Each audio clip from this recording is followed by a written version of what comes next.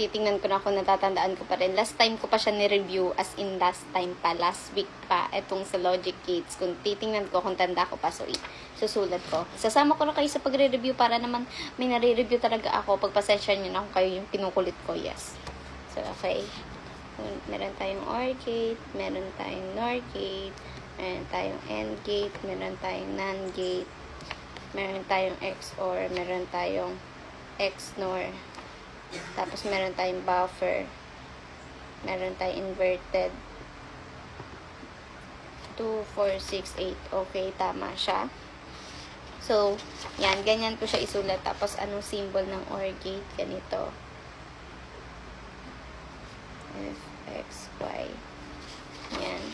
Ganyan siya, mga B. Sulat ko muna yung symbol niya. NOR gate. Ganyan. F, X, Y. AND gate.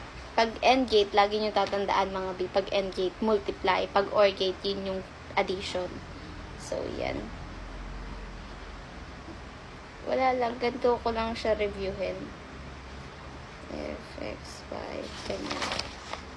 Diba?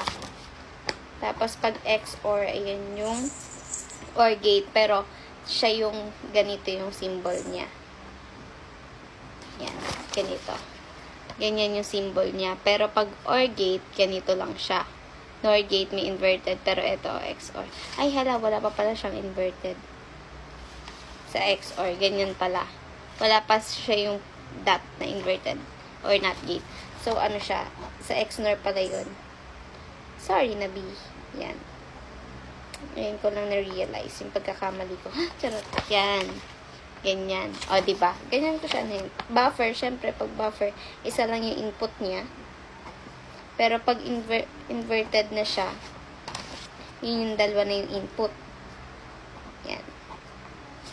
O, diba? Okay na. Pero, syempre, kailangan pa rin natin yung Boolean expression niya. Ganyan. So, F is equal to X plus Y sa OR gate. Ganyan. Tapos, pag sa NOR gate, F is equal to X plus Y prime. Kasi nga, prime, yun yung sinisimbolize niya pag yung may bilog ka dito.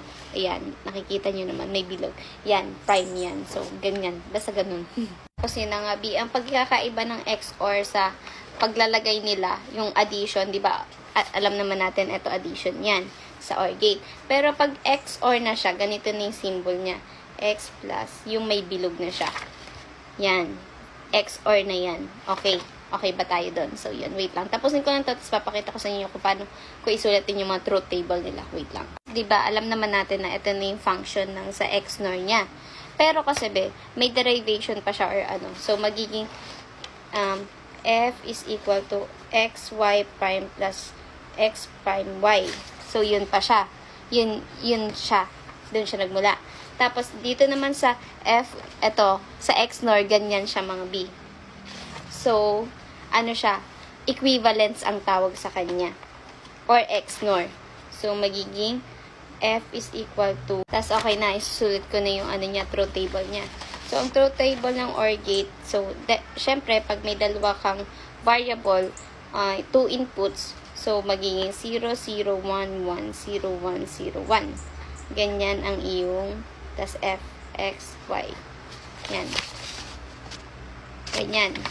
Pero pag 3 inputs ka, kasi 2 raised to n yun. So, may tatlo kang input, 2 and 2 raised to 3. So, magiging 8 siya. So, mangyayari doon, pag may tatlo kang input, magiging 4 na yung 0 mo.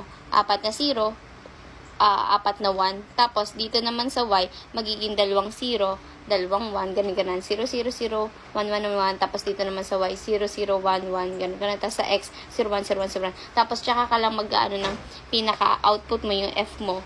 Pag, kung ano siya, kung OR gate or AND gate, ganun. So, yun.